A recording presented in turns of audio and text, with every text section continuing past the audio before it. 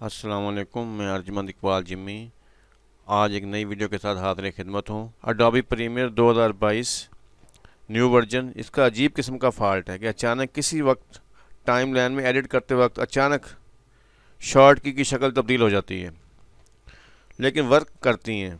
ये शॉर्ट की सी razor tool, और ये क्लिक किया, इसने वीडियो को काट दिया, लेकिन इसकी शक्ल अब ये शॉर्ट की ए, लेकिन ये सिलेक्शन टूल की शक्ल है अभी, और ये कलम टूल। तो ये किस तरह दुरुस्त हो सकता है? इसका आसान हल ये है कि तो आपने टाइम लाइन पर जहाँ पर वीडियो ना हो वहाँ पर सिर्फ माउस को आपने राइट क्लिक करना है, ये राइट क्लिक, तो ये तमाम शॉर्ट की हैं दुरुस्त काम करेंगी।